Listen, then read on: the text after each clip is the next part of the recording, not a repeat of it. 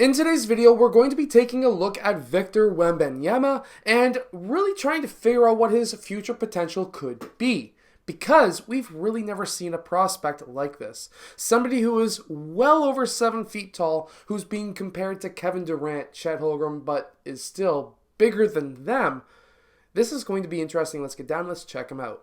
Okay, so first off, right here, he's guarding a much smaller man, giving him space to bait him into shooting, but then ending up blocking that shot just enough so that his teammate's able to recover the ball. And look at what Victor Wembanyama is doing. He's already leaking out. As soon as he makes that block, he turns around and he's trying to see where that ball is going to go. If it's going to go to his teammate, he needs to sprint down court quickly. As soon as his teammate gets that, his teammate gets it down court fast. He leads Victor Wembanyama with that pass. If you are that player, you need to lead your teammates. At this time, Victor Wembanyama takes one dribble, 2 steps, and absolutely posterizes multiple players, in my opinion. See, the thing with Victor Wembanyama is he can give space. Look at the amount of space he's giving right now. If this is Steph Curry, guess what? That's a blocked shot. That's because Victor Wembanyama's wingspan and length in general is absolutely insane. He can get these blocks and still not even land anywhere close to that shooter. That's why he's able to block shots consistently and not get foul calls on him. Now, this isn't exactly fair. He's got a player who's a center, and of course, he's tall in general, but that's not too bad of a fake. That player does take too long to turn back around and pivot, but even with that secondary pivot step, he still gets blocked as well. Victor Wembanyama does not jump for fakes. He doesn't care because he doesn't have to. He's long enough to not care. Now, this is one thing that he's going to have to change because obviously the FIBA game is different than the NBA, but defenders cannot just sit in the paint in the NBA. There is a rule against that. In FIBA, you're allowed to run zones. In NBA, you can, but you can't be in the key for more than a couple of seconds. So he's going to have to learn to recover quickly or play help defense more quicker on longer steps, but he's got long legs, so he's able to do that. But we can really see here that he's able to cover that space anyways. Here he's playing help defense. That pass goes through and he's still able to go up and get that block. That's very impressive. Now, I would love to see this kid drive in the NBA because when he's driving towards the basket, there's not many players who are really able to stop him. Yes, he's a skinny dude, but he's got a ton of muscle, and when he attacks strong. Here he posterizes 2 players at once. But I really want to point out what he does here, and that is watch how many dribbles it takes him to get to that rim. Only 1. Yes. We can all do this. If you're over 6 feet tall, you should be able to get to that rim with only 1 dribble. The reason being is at the pro level, and of course if you do this at the youth level, it's going to be even harder for defenders to steal that ball. But if you take too many dribbles, that slows you down.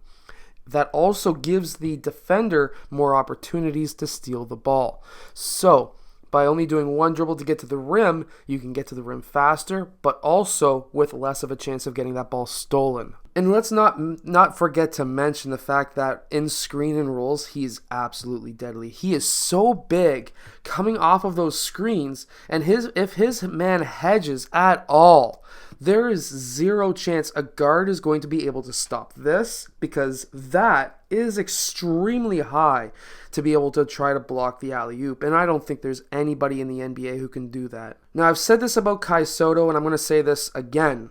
Guess what? If you don't cut hard after a screen and roll, you have to cut hard. This is important. Without sprinting to the rim, you're not going to be open. I understand there's some players who want to jog to the rim because they don't believe that their point guard is going to be able to pass them the ball in time.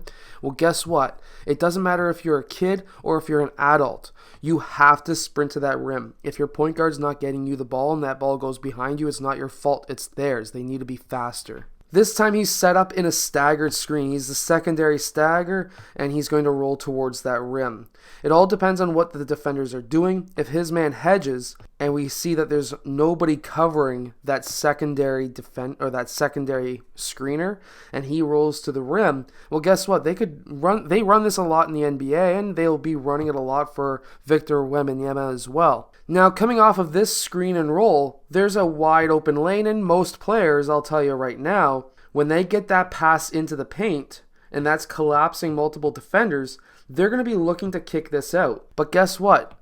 Victor Wembanyama is too big, and guess what? Nobody's going to guard that. But in the NBA, there are going to be bigger, stronger players.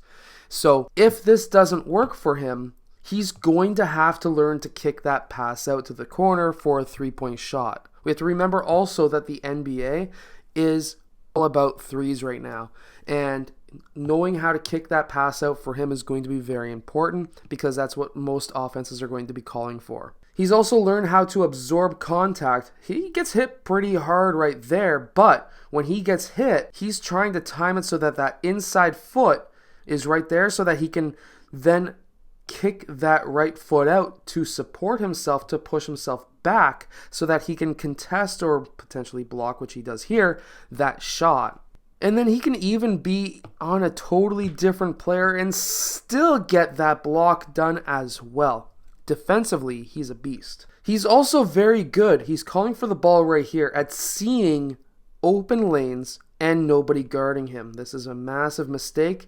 It's a good thing that he's got a good passer on his team because here he's able to cut down that open lane and get that ball early. Now he cuts just a bit too late. Obviously, long legs does hurt his ability to move fast, but he's still a very quick player and he's able to take that one dribble. Watch this, one dribble. If he took a secondary dribble, this guy would have taken that ball. So that's why you want to cut your dribbles down to a minimum amount as possible so that you can get to that rim. Let's also not forget that he can shoot the ball at a high level as well. And if you want to shoot the basketball at a high level too, what you need to do is go check out the hardest basketball shooting workout down in the description below. And I'll see you guys again next time.